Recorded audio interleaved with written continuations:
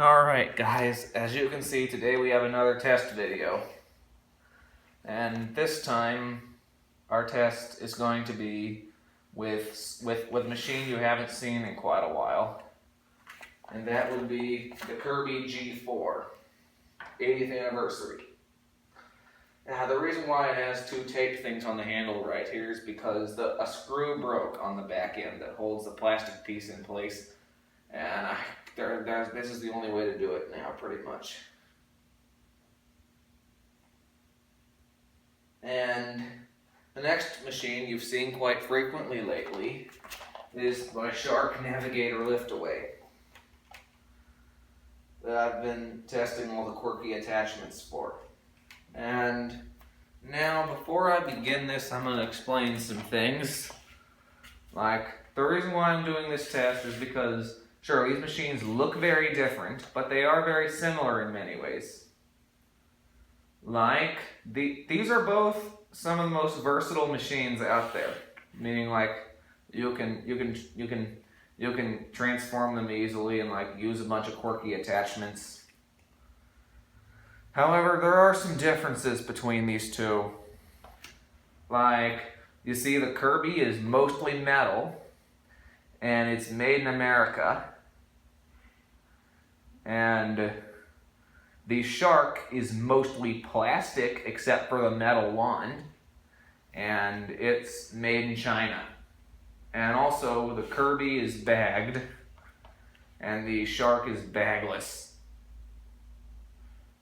And I ran into a dilemma when I was setting up for this test because my usual breadcrumbs that I use, I screwed up evenly distributing them. So what I had to do was first I vacuumed some up with the Shark, then I dumped them on the Kirby side, and I realized, crap, now I've made this even worse.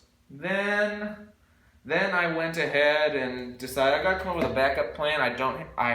My parents didn't buy breadcrumbs from the store when they were there, so the next thing I did was I got some help from Dyson. Yep, what I did was I took the Dyson and I sprinkled some of its residue on both sides, just because I hadn't bothered to empty this thing, just because this is broken. And look, it's spewing dust everywhere. There we go. So yeah, a little help from Dyson, and now I think we're ready to go. And there are also some other differences between these machines. Like, a Kirby, brand new, costs almost $3 grand. However, a Shark, brand new, costs only $300. And a Kirby can only be found from an official dealer or salesperson.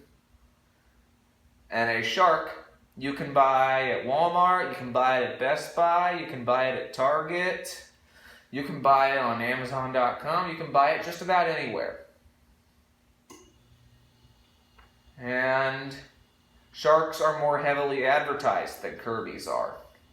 You don't see a single TV ad for a Kirby, but you do see one for a Shark. The only media that Kirby releases is their instructional videos, which they were on VHS when this machine came out. Now they're on DVD and online. And yeah, and so now which one are we? Now, and another reason why I'm doing this test is because Shark has never bothered to mess with Kirby. They think we're totally different worlds. We're never going to rival against each other. Well, I'm gonna do that today. I'm gonna see if Mark Roson's Shark can be better than a Kirby. Possibly see who wins the title for the best, most versatile machine. See, some other differences between the two is that one's much lighter, that one's much quieter. This one is heavier, it has a headlight, it's louder, and it has a tech drive self-propulsion system to help it move across the carpet easier, which I will use today. And yeah, so I think we are going to start it off with the Kirby, see how much it can pick up. And breadcrumbs should be safe on an induction motor, because the only thing I know is flour ruins induction motors, but flour doesn't ruin bypass motor systems like that. So yeah, let's begin with the Kirby, see what it can do.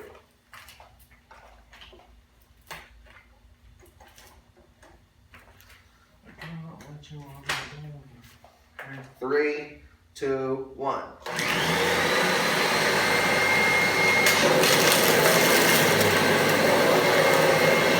It's vibrating the carpet all right.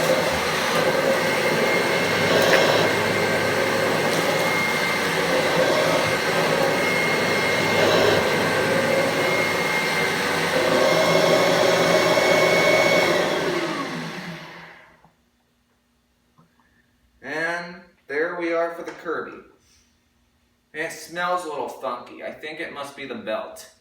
It's funky. It's all funky. It must be funky.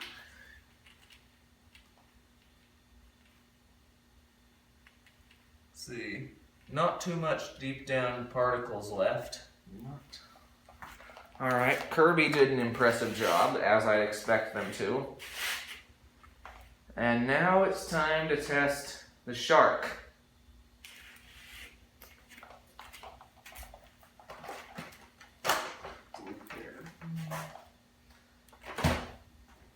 Three, two, one.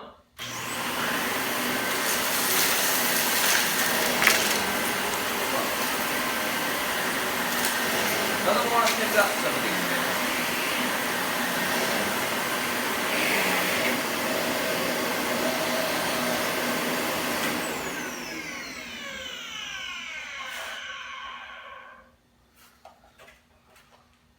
Now, time to examine the shark's area.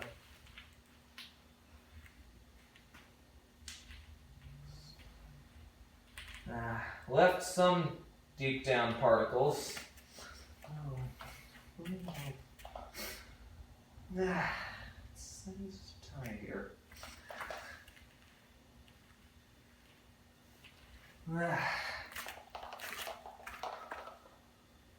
I'd say that this is about a tie here, because the Kirby picked out a bunch of stuff and so did the Shark.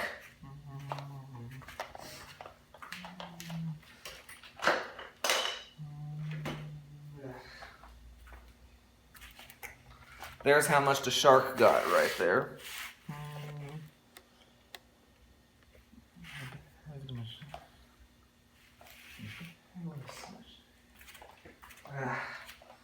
So, I don't see much difference, so I am just going to go ahead and call this match a tie.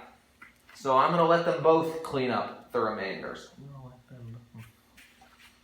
because I think that's what I should do for every match that's a tie. I think it was a tie. It was a tie.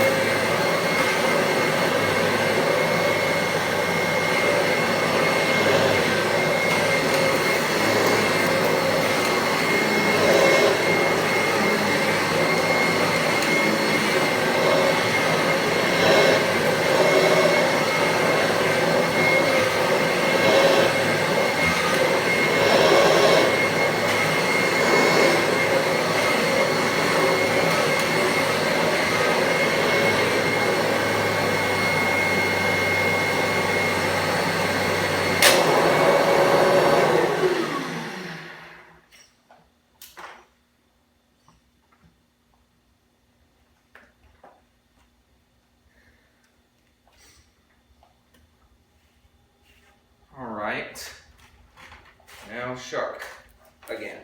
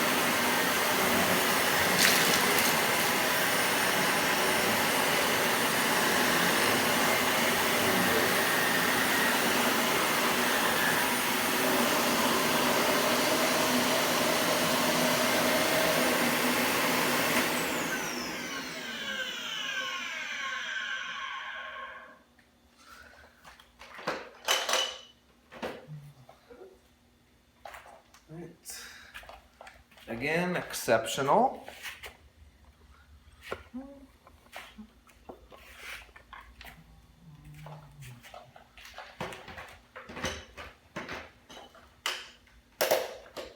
I think the reason why you hadn't bothered to challenge Kirby is because you guys come out to one time. Alright, that concludes my test. So Roson, I think the reason why you haven't dared or bothered to challenge Kirby is because your matches have always come out to a tie, just like this one. So I honestly think I'd get a Kirby more, but this was a tie, so if I didn't have money for one of them, if I didn't have money for a Kirby, would kind of go for that one. But yeah, so that concludes today's match.